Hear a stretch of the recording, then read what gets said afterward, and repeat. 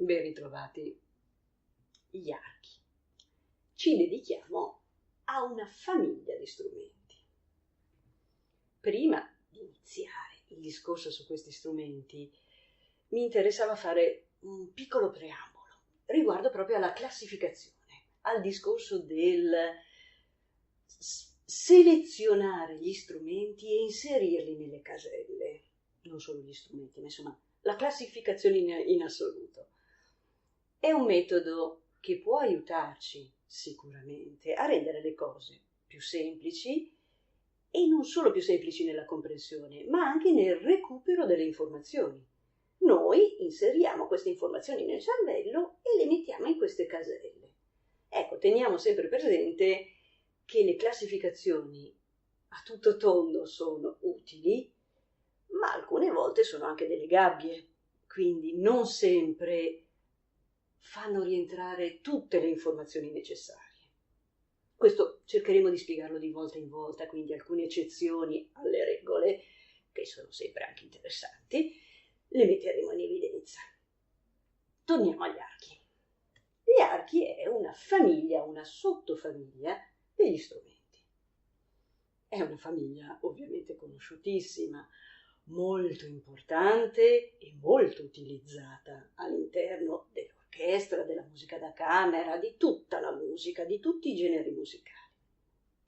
Noi partiamo proprio con una spolverata di conoscenza di base che ci aiuta poi ad affrontare anche il discorso del timbro, della qualità e quindi dell'ascolto. Questa famiglia, gli archi, ovviamente partiamo dal concetto di base, si chiama e viene nominata archi perché utilizza l'archetto, quello strumento che permette l'emissione del suono attraverso lo strofinamento di questo archetto, di questi crini di cavallo sulle corde e crea quell'effetto particolare. Qui immediatamente ricordiamoci che non è obbligatorio ed esclusivamente non è obbligatorio utilizzare sempre e comunque l'archetto. Ci sono parti, ci sono brani, ci sono tantissime tecniche anche senza quello che viene definito di pizzicato. E noi, se vi ricordate, abbiamo già sentito un brano in un video che si titolava Un concerto, in cui Vivaldi accompagnava un mandolino con gli archi pizzicati. Gli archi sono 4. Abbiamo generalmente proprio una suddivisione per comodità 2 e 2. 2 a braccio, violino e viola, e 2 che hanno il puntale e quindi si appoggiano per terra, e abbiamo il violoncello e il contrabbasso. Dal più piccolo al più grosso della famiglia, inevitabilmente cambia anche il registro, l'estensione delle note che può produrre. Il violino sarà quello più acuto, la viola un pochino più pastosa, più scura, il violoncello una gamma di suoni estrema e il contrabbasso con la voce più profonda. Quindi, informazione di massima. Vedere gli strumenti, vederli all'opera è sicuramente un aiuto in più. Ascoltarli è fondamentale. Quindi partiamo subito con la visione e l'ascolto di un gruppo però ristretto. Abbiamo tanti gruppi, o perlomeno tante tipologie di gruppi d'archi.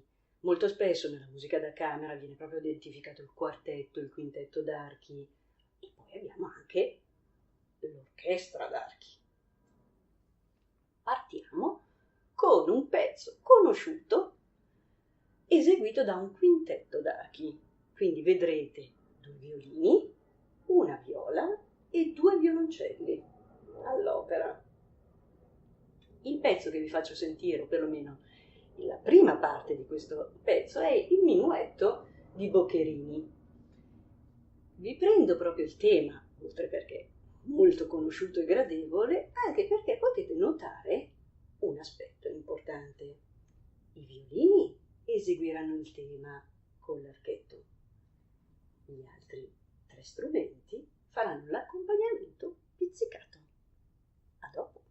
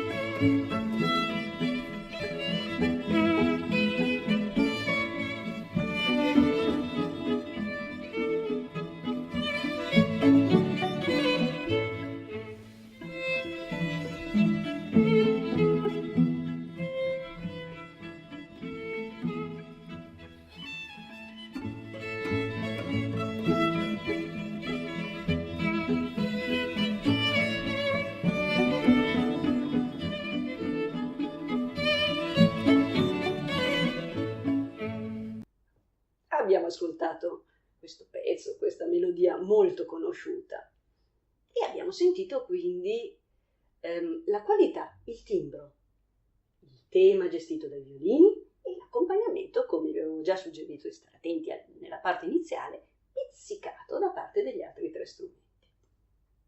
Adesso è doveroso e opportuno ascoltare anche un'orchestra d'archi e, secondo me, ampliare le nostre conoscenze, rimanendo sempre in un ambito di gradevolezza d'ascolto, di conoscenza in più, quindi di aumento della nostra conoscenza, può essere sempre utile. Il pezzo che vi faccio sentire e con cui chiudiamo questa pillola sugli archi è un pezzo di Nino Rota, un compositore conosciuto, amato, specialmente abbinato alle colonne sonore di Fellini, e quindi molto amato da questo cineasta. È un compositore però molto prolifico, ha fatto tanta musica sotto tanti campi, anche con la musica leggera. Noi andiamo a sentire il finale di un concerto per archi. È un pezzo assolutamente gradevole, sono poco più di 2 minuti di musica che vi consiglio di ascoltare per intero, anche perché avrete proprio gli archi in teoria con l'aspetto che più archi non si può, cioè l'archetto in questo pezzo verrà sviluppato in maniera netta, quindi la timbrica, l'effetto sonoro, in questo caso si può proprio dire di perfetti archi. Al prossimo!